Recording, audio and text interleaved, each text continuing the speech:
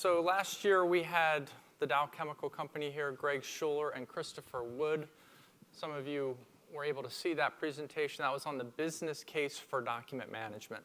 And Dow's in the process of replacing over 20 different document management solutions across over 40 locations worldwide.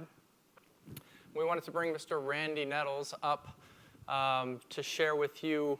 Randy's got a great story about best practices for planning and implementing software across an enterprise. Please welcome Randy Nettles. Thank you. Can you hear me? Thanks for inviting me up. What a great conference. I'm Randy Nettles. I'm with the Dow Chemical Company. I'm the lead subject matter expert for document management systems for our engineering division. I've been with the company over 25 years, and my main role is to manage the technical aspects of about 40 different Adept servers. And so to do that, I'm a software developer. I write in .NET languages with Developer Express UI controls. On the website, it's Node.js and Angular and JavaScript. But another hat I wear is also project manager. And so I manage projects to migrate data from our legacy systems to Adept, and also manage projects to bring new business work processes to Adept. I guess I could advance the slide. That's better. I enjoy sailing. Just a personal note, I enjoy sailing. And also another tidbit is when I get really stressed out, I like to bake bread all night. I don't know. I'm from the Houston area, and you guys may have seen Houston in the news recently with Hurricane Harvey that hit pretty hard. It was a hurricane, but it really wasn't a wind event as much as it was a water event. It just sat and rained on the Gulf Coast for days and days. And Houston was affected, but so was Corpus all the way to Baton Rouge. So some of you here may have experienced a lot of this as well. My house personally was not affected that much. We never got water above the curb. And so my power stayed on. We didn't get flooded, and I was able to work all that week. And so that Monday, while the rain was still falling, I could VPN, and I held meetings with our colleagues in Midland, Michigan. And we were talking about Adept migrations. We were talking about data transformations. We were talking about libraries and security and all the things you would probably have a conversation about. But it was really surreal because while we were talking about these things about Adept, I could hear helicopters flying directly above my house. U.S. Coast Guard helicopters, Army helicopters, and they were literally plucking people off their roofs and out of their front yards, carrying them to an airport nearby. And it was just a really odd feeling to be doing your day-to-day business, realizing that these types of things were going on around you. But, after the waters receded, we all went out and we pulled the carpet and we cut sheetrock and we delivered supplies. And we'd go to the big box hardware stores, and there would be somebody with an apron saying, I'm from Atlanta, I'm here to help. Or we're from Oklahoma, what can we do? And we saw trucks coming from Maine with a big sign on the side that said, Houston, we're coming. It's really cool just in the tragedy to see the humanity and the community and the sense of togetherness that came out of this. So that was a tragic event, but I think in the end it just kind of shows the best in people. And it was kind of cool this last couple of days talking to a lot of you and hearing the stories that you have and realizing just a sense of community that we have just here in this conference and with a common purpose of Adept and taking care of our customers. And really, regardless of your role in your personal life or your professional life, we really all are about people taking care of people, right? So that's really what we're about. Yeah.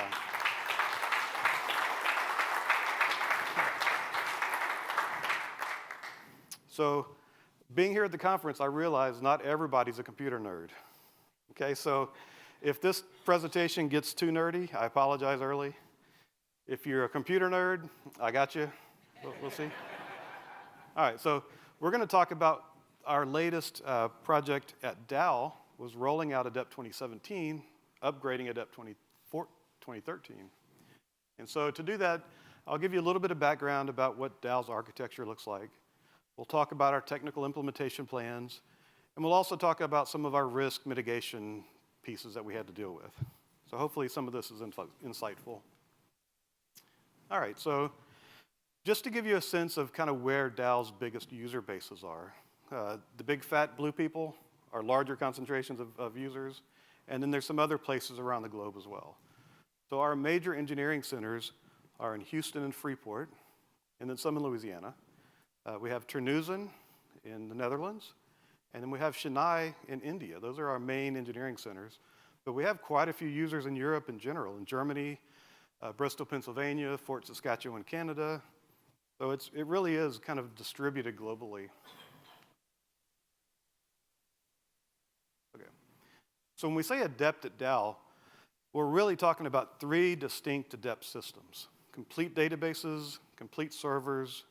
And so we've got our Asbuilt system, which houses our as-built documents that represent the state of the manufacturing facility the way they exist today.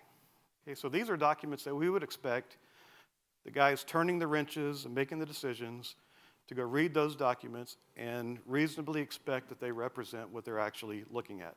Right? Our capital project system, on the other hand, is the opposite. This system houses work and change documents.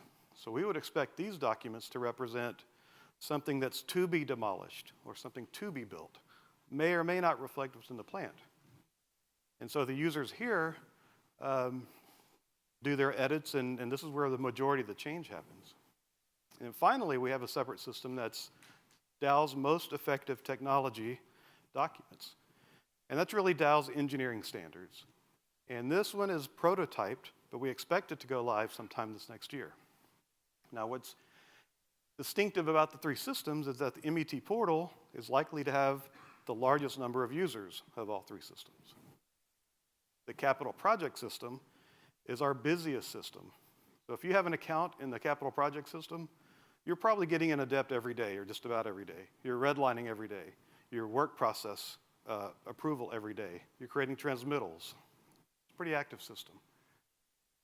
And then our as-built system contains the largest number of documents, and we'll talk about that one. All right, so in the as-built system, we've got 3 million documents. There are drawings, there are standards, there are soil reports, there are test procedures, all the types of documents you would think that would be required to run a manufacturing facility. We've got about 4,000 users, named users in Adept. And those are operations, they're maintenance, they're environmental health and safety people, they're engineers, and they're all over the globe. And just to give you a sense of the usage of that system, we have about 40,000 document views a month. Okay, and so it's a pretty active system. The as-built system is really a view and print. You know, there's activity when projects finish, new documents get added, and when maintenance makes changes, they check in and check out. But for the most part, it's view and print. And then we expect to realize about $3 million in savings directly due to our Adept implementation for this as-built system. And these metrics came from a lot of research and calculations, but really what it boils down to is basically we expect 10% of the documents to be viewed a year. And at 2 minutes savings per trying to find documents times the man hours, which is direct and also opportunity cost, we expect that number to be about $3 million. That's pretty substantial. So we talked about the 3 systems, the as-built, capital projects, and MET portal. But we actually subdivide this even further. You might have seen the 40 server number thinking, how in the world do people use 40 Adept servers, right?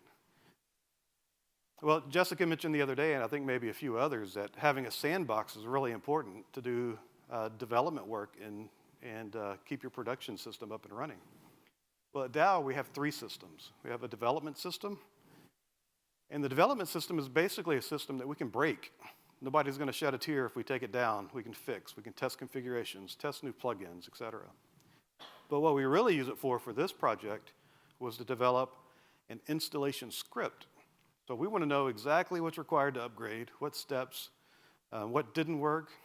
And so using the development, we can kind of hone what our installation plan looks like. Now, the test system and the production system have hardware parity. So the development system, we're not concerned about performance metrics, how fast it runs. We just want to do functional testing. But the test and production are similar hardware, the same hardware. So we use the test system to do performance testing before we roll out. Can we expect this thing to be fast, or did it slow down? We can do all that before the users are affected. If there's a particularly nasty problem that we're experiencing, we can do destructive testing on the test system and not affect production. But really, for this implementation, we can take our development install script and test it. And we should be able to run through that script top to bottom with no changes and have it run first time. And if you don't, you fix the script. Because ultimately, when you take the production system down, you've got 4,000 users waiting for it to come back up. We want to take that script and run all the way through and understand exactly what's going to happen. Okay, so just give you an idea of how our servers are actually laid out. So our data center is in Midland, Michigan, and that Midland, Michigan serves the whole global Dow base. The database is in Midland, Michigan. Our master vault is in Midland. And our application server and our SQL server run on the same computer, the same server, and it's bare metal hardware. Okay? But our web server and our Adept file system server run on virtual computers. And those virtual computers run on a VMware ESX farm full of computers. Okay? So if something fails, that image just moves to another server. Or if there's a heavy load on one area, it will vMotion around until it finds a server that's less loaded. Right? So there's some redundancy, and there's also optimization. But one of our key success criteria is the fact that we use a Adept file system. And so when we have areas like Chennai, or we have areas like Terneuzen, we can use replication and take the files that are in Midland and push them out closer to those people in those remote areas. So for example, in Chennai, it was taking them 10 minutes to open a PDF and another 5 or 10 minutes to close it. So it was extremely painful for them. But when we put Adept file system and remote replication, they could access those files in seconds, just like you would from your local PC. Right? So it's a huge savings for them. And if you're not familiar with replication, if someone makes a change on one side, for us, it's at night one time. It batch replicates anything that's changed over. But during the day, if two people were to make a change and one tried to view it, it would replicate immediately, and that person would see the correct file no matter whether batch replications run or not. So you always see the latest file no matter where you're at. And it works. I mean, it works for Dow. So we replicate to Terneuzen, to Chennai, and to the South Texas region where all of our users are. Okay, so let's talk about what types of servers run this software. Now, I've never been to our Midland data center, but this is kind of what I imagine it to look like. It looks kind of cool. And just a side note, by the way, when I mentioned this to somebody, they said, well, I've been there, and the server room it's on like the 3rd floor or something, and it's all encased in glass walls, and not many people are allowed to go in there. So you have binoculars hanging on the wall, and if they want to see if something's up, they look through the binoculars at the little blinky lights to see if it's running. It's like, really? All right, so we're running 64-bit Windows 2000, 2008 R2, 24 cores, 24 gigs of RAM. And then our web server and AFS server runs on similar hardware, but only 2 cores and 12 gigs of RAM with 2 terabytes of drive space. Next, okay. So, Dow has recently acquired Dow Corning. Dow is now Dow DuPont. We've had several acquisitions, and so we're facing an influx of users and an influx of documents. And so we're preparing for that. And so this year, we expect to upgrade this hardware to 24 cores and 64 gigs of RAM, change out all the spinny drives with SSD drives. And then for the AFS server, we only need 12 cores, 48 gigs of RAM, but 6 terabytes of SSD space. So we expect a jump in performance just on hardware alone. And then for Dow, we push out standardized desktops to people. So it makes it easier to support one standardized rollout. So it's Windows 7, 64-bit, 2 to 4 cores, 8 to 16 gigs of RAM, and all SSD hard drives. So that kind of gives you an idea of the platform that Dow runs on. Okay, and so let's talk about support for a second. So Dow, as you can imagine, has a global IS group. And that global IS group handles all of our kind of the nerdier side of stuff, the OS, the upgrades, the backups, the patching, the monitoring, all that stuff. But one of the really cool things is that they have what they call a hit team. I just pushed a button that did something. And so if we have, as a customer, an issue that we need some real support on, I can file an incident, and in 5 minutes, I'll have a network admin, a DBA, security guy, all on the phone at one time. So you cut through all the red tape, get right to the core of the issue, and fix it right away. So it's nice having that emergency response tool in our back pocket. Okay, so for the DMS team, my team, we handle first, second, third, fourth line support, all the training. We're responsible for the architecture and the planning of how we roll out Adept. Forensic analysis. So another key success criteria for us is that we negotiated admin access to all of our servers, SA access to all of our databases.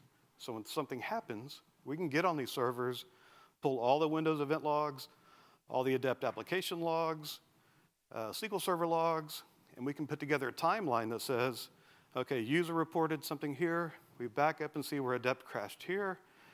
It struggled for 10 minutes because SQL Server was pulled out from under it. We can go to SQL Server and see that somebody manually restarted SQL Server because an IS person installed a patch. So you can put together that forensic chain and figure out what happened. So we do that a lot.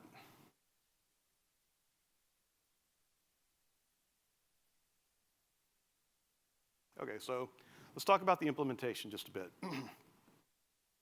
We'll talk about the tools that we use to prepare for that implementation and how we get our arms around what has to happen for these 40 servers and so that we get it right the first time.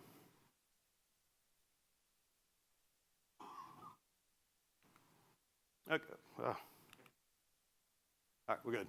All right, so we start with the project plan. And this is project management 101, basically. We brainstorm what activities need to happen. We look at past rollouts. We look at new requirements for the software.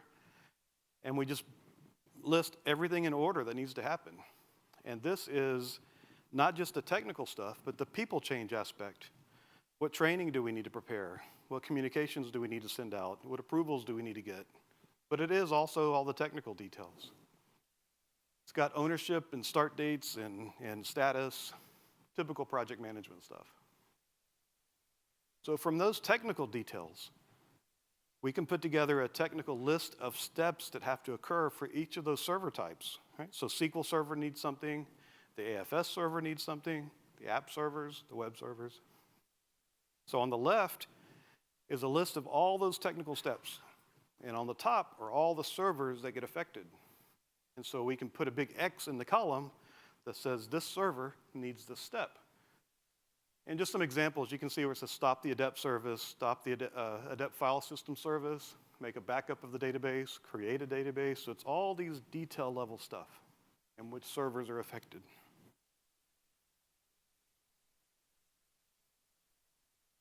Okay, so from that list, we kind of have our arms around what needs to happen. So we take each of those technical details and we literally record every single step, every single value that gets typed in, every radio button that's checked, screenshots. And so all the unknowns are taken out of it. And it might seem like overkill, but when you have all those servers down and all those users waiting for you to come back up, there's a lot of pressure, right? And so you don't want to fumble around, what file did I save those settings in? Was this the right version or is there another version? You want to have all those decision points taken away and just follow the script. And so that's what this document gives us. And then finally, once you have all of those technical pieces together, and we've already run through it once in our test server, we know how long each of those steps take. Some take really long, like the database upgrade took 5 or 6 hours. But we could do other things while the database was being updated. And so this tool gives us that map. It tells us, can we do this in a weekend or not? And it gives us a way to check status and see if we're behind or not. So this was a critical document for us.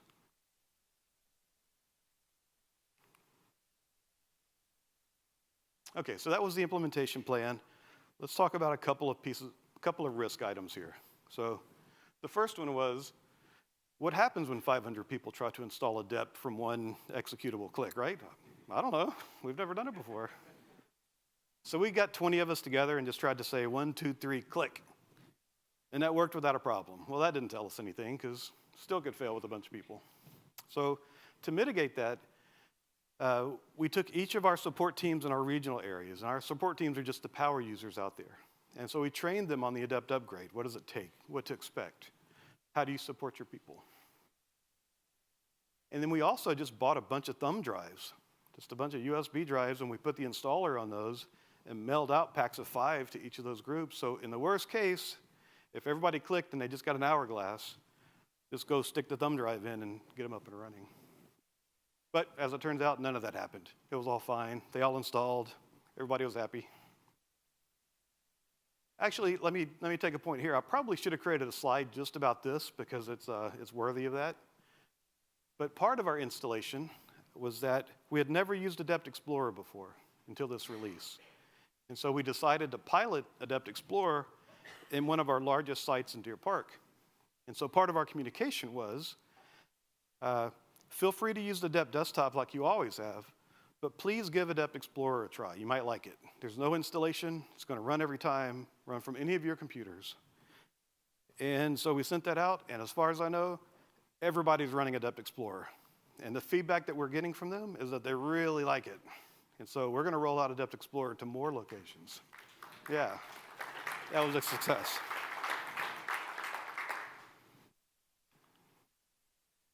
Okay, so the second risk was, how can our small team of people support this large of a rollout?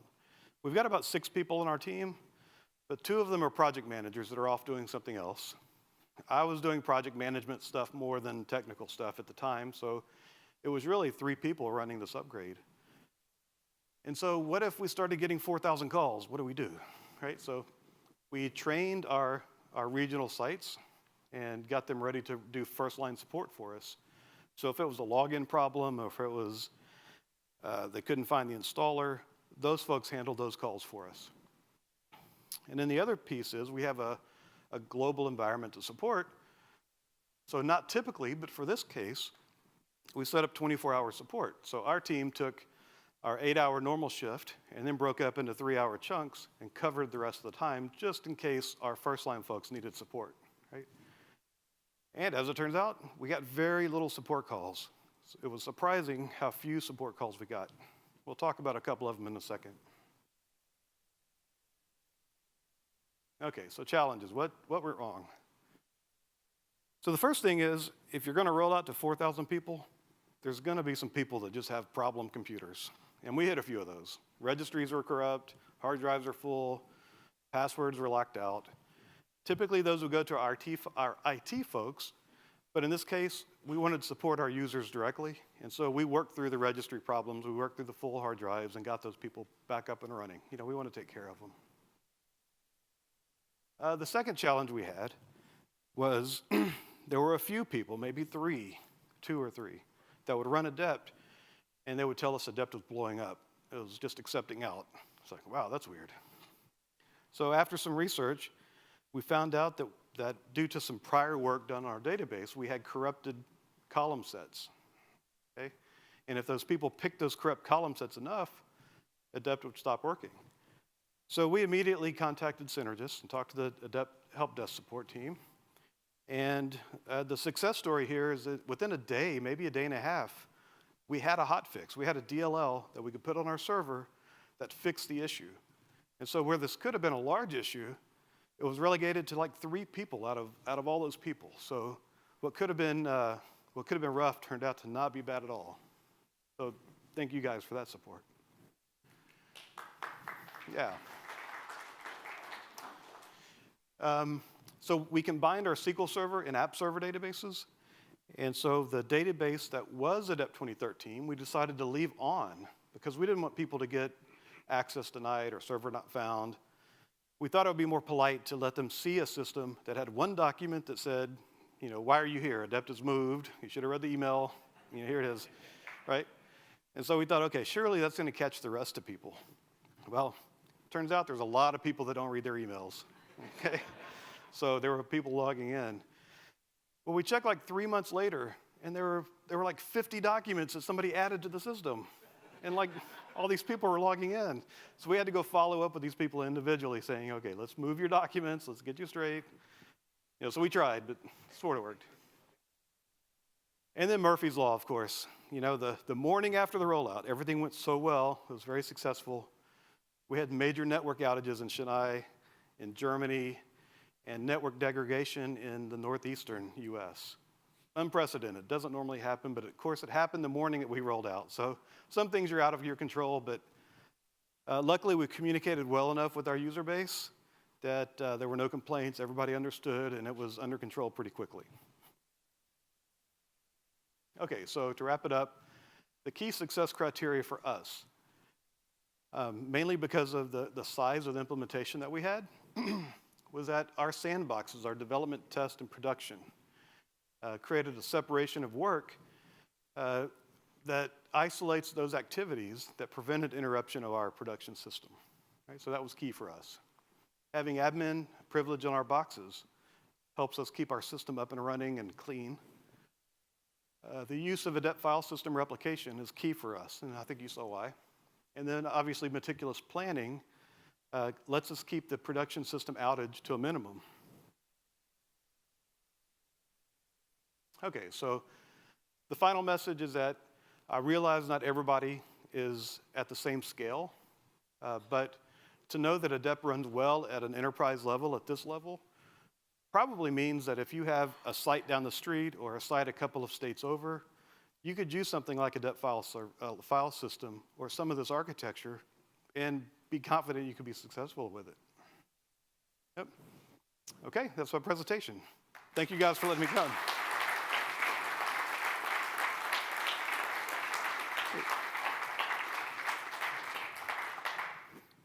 Any questions?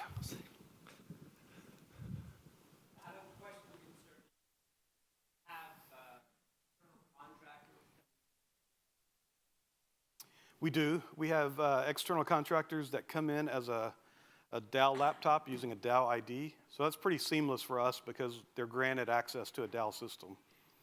The external contractors that don't have access typically use Dropbox or something like that to transfer files. We actually have, that's a good point, we have an extranet-facing Adept web server configured and ready to go on the other side of the firewall. We've never used it. It's just got cobwebs, just because that's not on our hot list of things from our customers right now. So we're prepared for it, but we just haven't expended any resources towards it.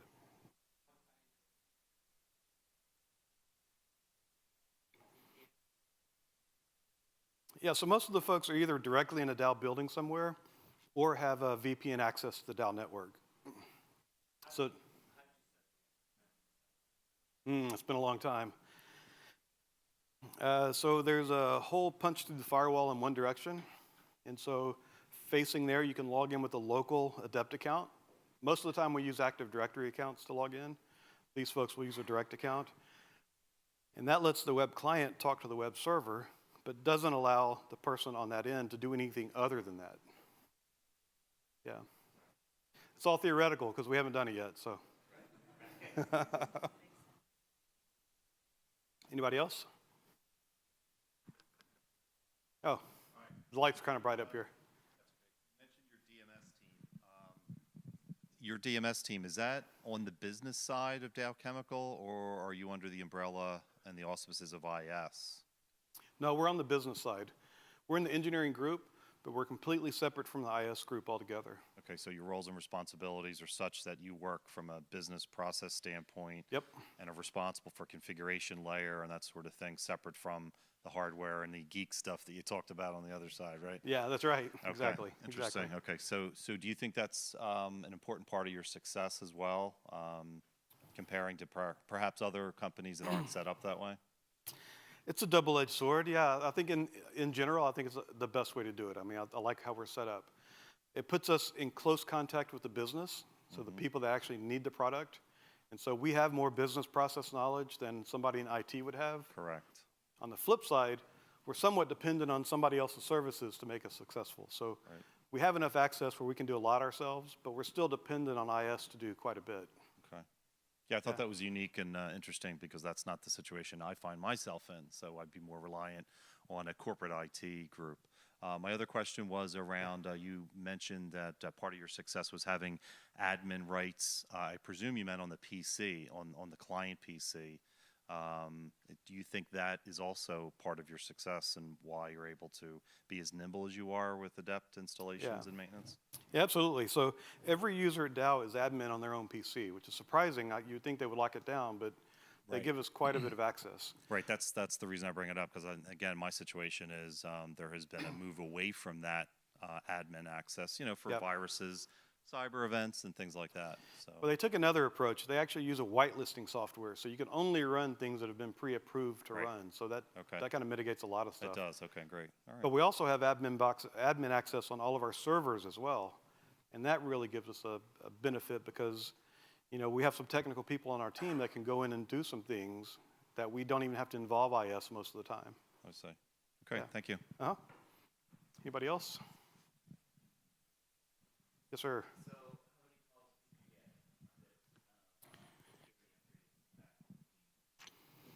I think we logged